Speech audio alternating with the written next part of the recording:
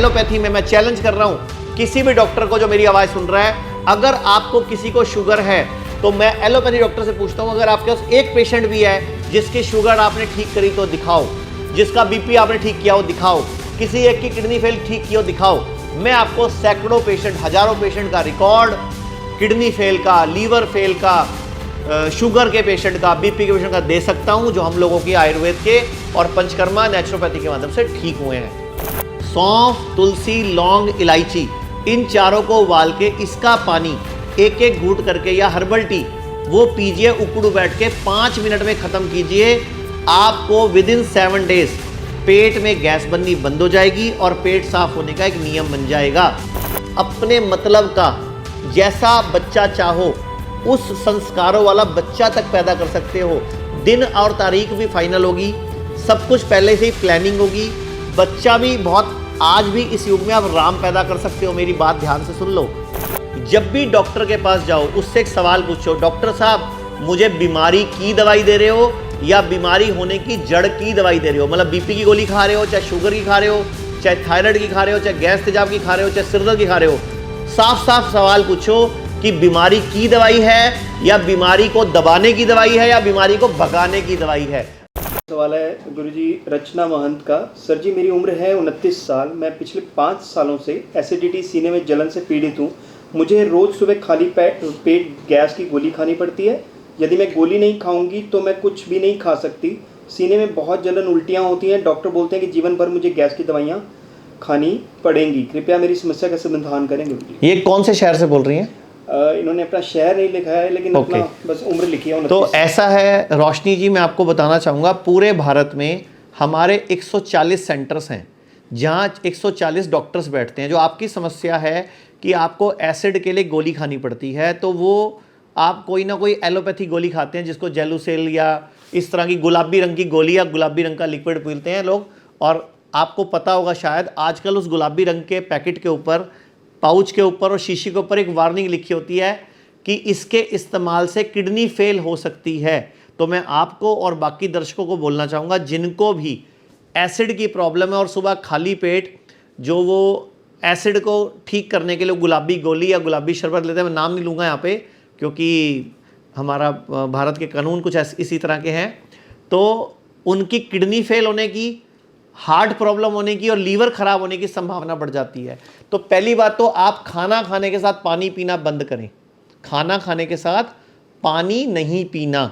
और दूसरी बात, आप चेक करें क्या आपको धरन पड़ी हुई है। धरन समझते हैं, नाभि का सरकना। अपने हाथ को इस तरह करके यहां से दबाएं। अगर ऐसे दबाने से आपको बहुत ज़्यादा भयंकर दर्द या खिंचाव आ रहा है इस हाथ पे या इस हाथ पे, तो धरन पड़ी हुई है। तो धरन निकालेंगे तो ऐसे ठीक हो जाएगा। दूसरा, आप मटके का पानी शुरू करें, मतलब घर में मटका ले लें और मटके का पानी पीना शुरू करें, तो ये प्रॉब्लम आपकी सॉल्व हो जाएगी। बस खाना खाने के साथ पानी नहीं पीना। तीसरा सवाल है हमारा निधि माथुर का। Sir can arthritis and high uric acid be cured, please convey. पहली बात तो मैं आपको सभी दर्शकों को बताना चाहूँगा, निधि माथुर जी इनको भी बताना चाहूँगा, आयुर्वेद में और नेचुरोपैथी में हर बीमारी का इलाज है। आप कह रहे हो आर्थराइटिस और यूरिक एसिड।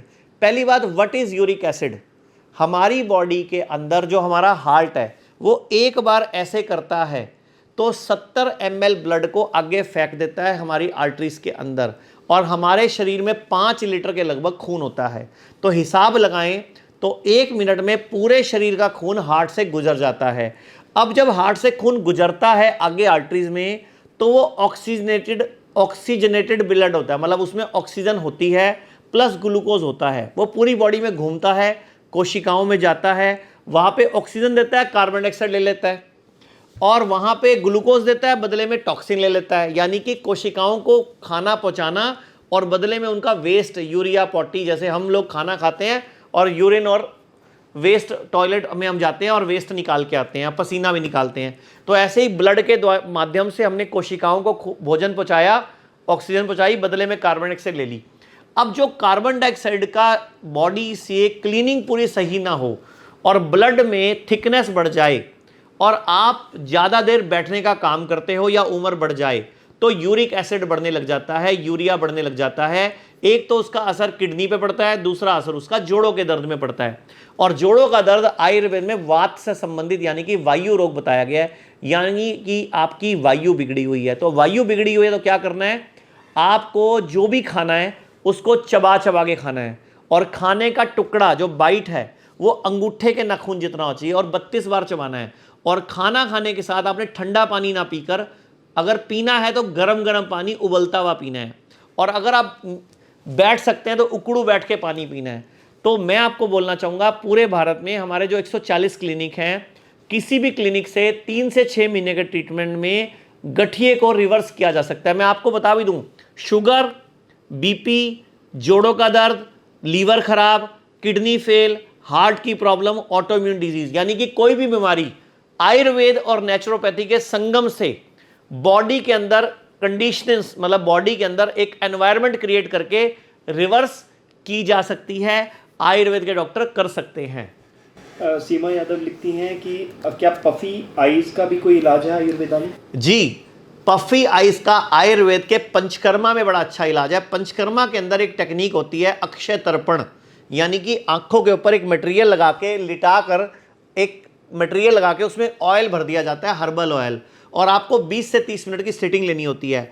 5 से 60 सिटिंग में जो आंखों की नसें सूज रही हैं, फूल रही हैं, ब्लॉक हो रही हैं, कोई वहाँ कोलेस्ट्रॉल जम रहा है या कोई टॉक्सिन्स जम रहे हैं, वहाँ पे पूरा ब्लड का सर्कुलेशन, ऑक्सीजन का सर्कुलेशन बढ़ा के वो अक्षय तर्पण टेक्निक जो है आंखों के रोगों को रिपेयर कर देती है। और साथ ही साथ चश्मा उतारने में, कैटरेक्ट, सफ़ेद मोतिया, काला मोतिया, इन सब आंखों के रोगों में जो लोग आंखों का ऑपरेशन कराते हैं, मैं उनको भी बोलना चाहूँगा, आयुर्वेद की अक्षय तर्पण टेक्निक से आप बड़ी आसानी से आंखों के रोग ठीक कर सकते हो।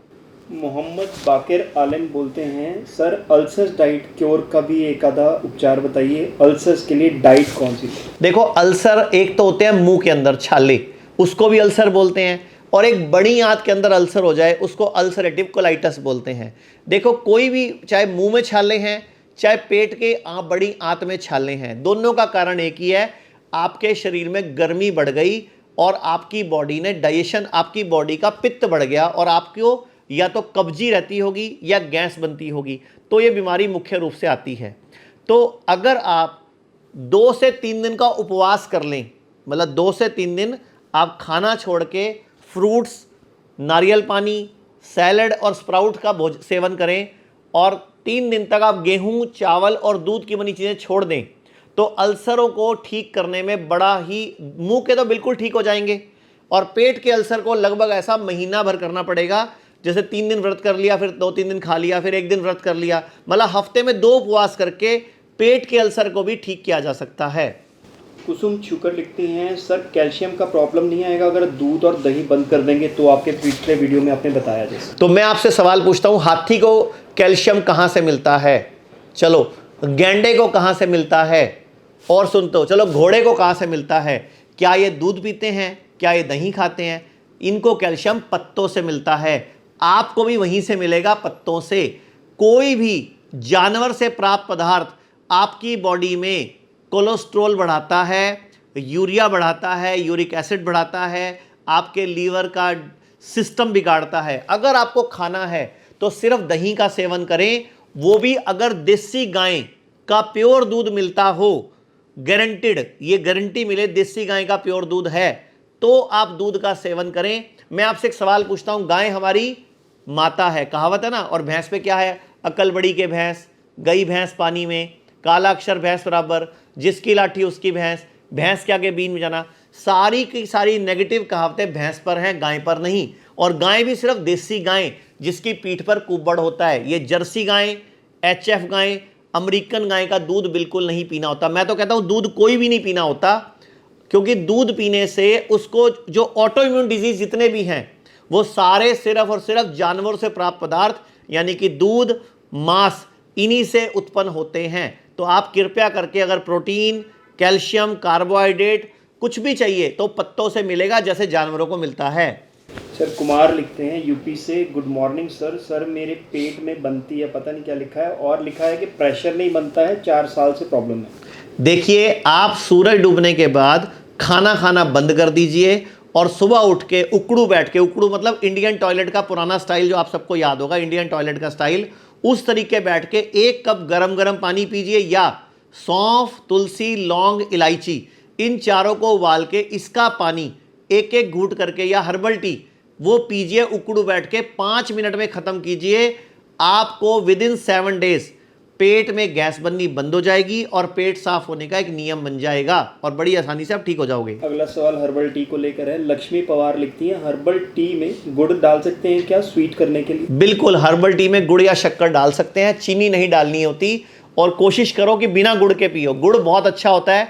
जितने भी लोग मेरी आवाज़ सुन रहे हैं, चीनी छोड़ दो, सफ़ेद नमक छोड़ दो, सफ़ेद नमक की जगह सेंधा नमक ले लो और चीनी की जगह गुड़ ले लो, और गुड़ भी काला हो, भूरे रंग का हो, मतलब पीला गुड़ नहीं हो, लाल गुड़ नहीं हो, मतलब सोडा डाल के सफ़ेद किया गुड़ नहीं लेना, ये ध्यान रखना। ये जो आप इतने साल से एक ऐड देखते हो ना, दूध सी सफ़ेदी निरमा से आए, वो निरमा डाल के ही गुड़ बनता है। और अभी तो लखनऊ में कुछ दिन पूर्व एक बहुत बड़ा एक रैकेट पकड़ा गया जो 22 साल से नकली दूध बना रहा था, और आप हैरान हो जाओगे, रोज का 1 लाख लीटर दूध बना रहे थे वो, 1 लाख लीटर दूध, इतना दूध नकली बना रहे थे। और उनसे जब चेक किया गया, उनकी फैक्ट्री का छापा मारा गया, कैसे बना रहे थे? निरमा से। तो एक व्हाट्सएप पे मैसेज भी आया बड़ा हंसता हुआ, वो निरमा की लड़की घूम रही है और बोल रही है दूध सी सफ़ेदी निरमा से आए। तो निरमा वालों ने उसमें लिखा हुआ है, हम तो कई सालों से बोल रहे थे दूध सी सफ़ेदी निरमा से आए, आपको समझ नहीं आया। तो नकली दूध से बचो, और गुड़ अगर इस्तेमाल करना है तो बिना सरफ वाला, मतलब काले रंग का, लाल रंग का गुड़, मतलब लाल रंग का गुड़ मत इस्तेमाल करना और पीले रंग का मत करना, गहरे भूरे रंग का या डार्क कलर का गुड़ होता है, काला गुड़, वो इस्तेमाल करना जो ओरिजिनल होता है। सर साउथ इंडिया से एक मैसेज है आपके लिए, रोजा मनी का। Sir please Divya kit language Telugu में लाइए। बिल्कुल, जल्दी ही हम दिव्या किट या हमारी डॉक्टर शुद्धि पैकेज को तेलुगु, तमिल, बंगाल, मलयालम, उड़िया सब में शुरू करने जा रहे हैं, और बहुत लोगों को लाभ होगा इसका। तो जो आपके वीडियोस होते हैं वो ये चाह रही हैं कि इनको भी आप किसी और लैंग्वेज में ट्रांसलेट करवाइए ताकि उनको ये फ़ायदा मिल सके। जी बिल्कुल, अभी हम बहुत जल्दी ही ये सब करवा देंगे आपको। एक मनदीप सिंह के पंजाब से सवाल है, स्पर्म काउंट 16% हो अगर स्ट्रेस एक वजह रही हो तो? देखो, स्पर्म काउंट अगर कम हो तो आयुर्वेद के अंदर आर्तव शोधन, आयुर्वेद के अंदर पंचकर्मा में एक तकनीक है स्नेहन और स्वेदन। पंचकर्मा, मैं आपको अभी एक स्पर्म काउंट के ऊपर एक बात बताता हूँ। स्पर्म काउंट कम होना, या हमारी सेक्स करने की शक्ति कम होना, या इरेक्शन कम होना, या अर्ली डिस्चार्ज हो जाना, या बच्चा ना होना, या महिला और पुरुष में सही संबंध स्थापित ना होना, या महिलाओं में अनिच्छा होना, कोई भी रोग हो, आयुर्वेद में पंचकर्मा के माध्यम से शरीर का अंदर एब्डोमेन का स्नेहन स्वेदन करके शुद्धि किया जाता है। और आयुर्वेद में एक टेक्निक है गर्भ संस्कार, यानी कि आप अपनी मर्जी से अपने मतलब का जैसा बच्चा चाहो उस संस्कारों वाला बच्चा तक पैदा कर सकते हो। दिन और तारीख भी फाइनल होगी, सब कुछ पहले से ही प्लानिंग होगी। बच्चा भी बहुत, आज भी इस युग में आप राम पैदा कर सकते हो, मेरी बात ध्यान से सुन लो, बट आपको प्लानिंग से चलना पड़ेगा। मतलब जब आपको बच्चा पैदा करना है, जब आपको जिस दिन आपको पहले दिन डेट मतलब मिलन करना है, उससे 3 महीने पहले पूरी तैयारी होगी, और 9 महीने पूरी कुछ हर्बल जड़ी बूटियों की बनी कुछ हर्ब्स हम देंगे जो उस मेंटेन भी करें। कई महिलाओं के ना गर्भ भी बड़ी जल्दी जल्दी गिर जाता है, अबॉर्शन हो जाते हैं, या उनका बच्चा डिफॉर्मिटी वाला पैदा होता है। मैं सबको बोलना चाहूँगा, अगर आप सब चाहते हो हमारा बच्चा स्वस्थ पैदा हो, बिना मस्कुलर डिस्ट्रॉफी, बिना ऑटोइम्यून डिजीज़ के पैदा हो, तो सब लोग प्लानिंग से बच्चा पैदा करो, और उसके लिए गर्भ संस्कार करके आयुर्वेद में पूरी टेक्निक है, उसको इस्तेमाल करो और उसके हिसाब से चलो। प्रतीक गुप्ता ने इसी से रिलेटेड एक सवाल पहले पूछा था, मैं वो आपसे अभी पूछ रहा हूँ।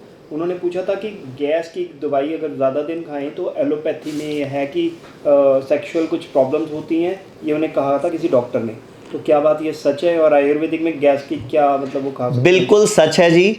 अगर कोई भी दवाई, गैस की दवाई, एसिड की दवाई, बीपी की गोली, शुगर की गोली, थायराइड की गोली, कोई भी गोली एलोपैथी में अगर आप लंबे समय तक खाते हो, उसके साइड इफेक्ट आपके सारे शरीर पर आते हैं। तो सारे शरीर में जेनाइटल ऑर्गन्स भी इंक्लूड हैं। जब लीवर पे आ रहे हैं, किडनी पे आ रहे हैं, तो आपकी सेक्स क्षमता पे भी आएंगे ही आएंगे। तो ये तो आप भूल जाओ कि एलोपैथी की तो हर गोली के साइड इफेक्ट है। मैं तो आपके चैनल के माध्यम से पूरे देश को बोलना चाहूँगा, जब भी डॉक्टर के पास जाओ उससे एक सवाल पूछो, डॉक्टर साहब मुझे बीमारी की दवाई दे रहे हो या बीमारी होने की जड़ की दवाई दे रहे हो? मतलब बीपी की गोली खा रहे हो, चाहे शुगर की खा रहे हो, चाहे थायराइड की खा रहे हो, चाहे गैस तेजाब की खा रहे हो, चाहे सिरदर्द की खा रहे हो। साफ साफ सवाल पूछो कि बीमारी की दवाई है या बीमारी को दबाने की दवाई है या बीमारी को भगाने की दवाई है। आप उसी टाइम समझ जाओगे कि किस पैथी में आपको इलाज कराना है। और इलाज मिलेगा आयुर्वेद, क्योंकि आयुर्वेद बीमारी को भी पकड़ता है, बीमारी हुई क्यों को भी पकड़ता है, और भविष्य में इस बीमारी की वजह से बड़ी बीमारी ना आए उसको भी पकड़ता है। यानी कि पास्ट, प्रेजेंट और फ्यूचर, 3 टेंस सुने ना आपने, तो आयुर्वेद तीनों टेंस पर एक साथ काम करता है। बीमारी हुई उस पर, बीमारी की वजह से बड़ी बीमारी ना आए, और बीमारी अभी जो चल रही है उसके सिम्टम पर भी काम करता है। 1 घंटे पहले एक सवाल आया हमारे पास कि जी ने लिखा है, सर आपको कोटि कोटि प्रणाम जी, सर मेरे बेली में पीरियड वाला दर्द हर रोज़ रहता है। तो आपको या तो पीसीओडी होगी या ओवरी में सिस्ट होगा, तो एक बार आप हमारे आसपास कोई भी जो क्लिनिक है वहाँ का नंबर लेकर डॉक्टर से, महिला डॉक्टर से चेकअप करा लें प्रॉपरली, क्योंकि या तो पीसीओडी या सिस्ट या स्टोन, कोई ना कोई तकलीफ तो है, या सूजन है या हर्निया है, जो भी कारण है एक बार एक अल्ट्रासाउंड करा लें और हमारे एक आयुर्वेदिक डॉक्टर से मिल लें। वो नाड़ी देख के, जीभ देख के, आंखें देख के और आपकी धरन, नाभि चेक करेंगे, जिससे आपको सच में पता चलेगा कि मुझे क्यों मेरे नाभि के नीचे पेट में लगातार दर्द होता है। रुचि सजवान हरियाणा से लिखती है, सर मुझे हाइपर एसिडिटी है और गर्दन में दर्द होता है, झंझनाहट होती है, गर्दन का बैलेंस नहीं बनता, इसलिए क्या उपाय होना चाहिए?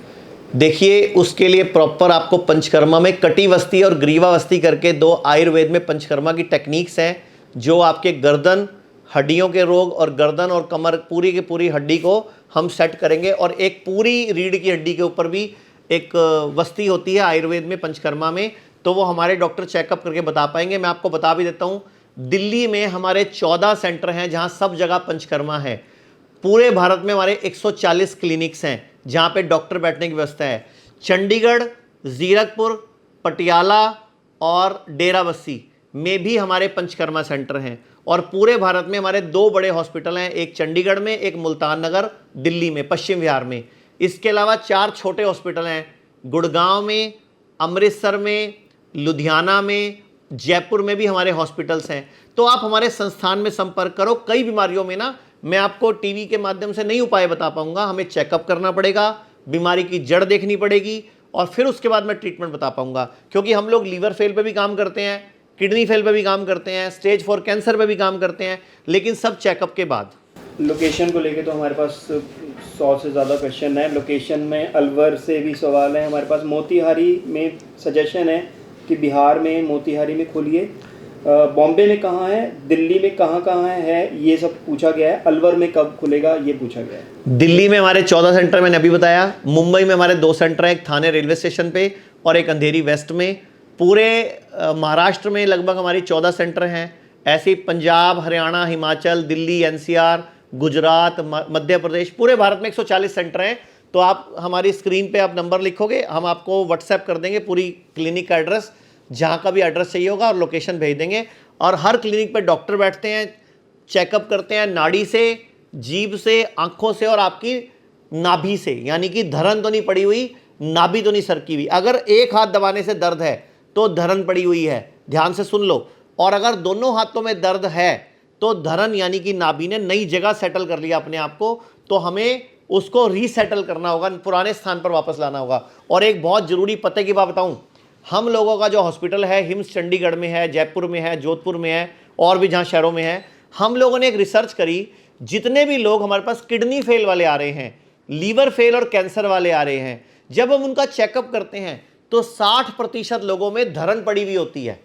देखो, लीवर फेल है, किडनी फेल है, कैंसर है, लेकिन क्या बीमारी है? धरन पड़ी हुई है। धरन का मतलब क्या होता है? जब धरन मतलब नाभि सरकी हुई हो तो आपका खाना ढंग से हजम नहीं होता, आपका मेटाबॉलिज्म ढंग से ठीक नहीं होता, आपका पाचन ठीक नहीं है, प्लस आपका एक्सीरेशन यानी कि सिक्रेशन यानी कि आपका पूरा पेट ढंग से साफ नहीं हो रहा, यूरिन पूरा बॉडी क्लियर नहीं कर रही, जिसकी वजह से प्रॉब्लम हो रही है। और एक बात मैं और बताना चाहूँगा, अभी कुछ दिन पूर्व ही, लगभग 15 दिन पहले ही, श्रीधर यूनिवर्सिटी पिनानी और दयानंद आयुर्वेदिक कॉलेज जलंधर, इन दोनों की तरफ से हम लोगों ने एक ऑब्जर्वेशन स्टडी करी 100 पेशेंट पे किडनी फेल जिनकी हो चुकी थी।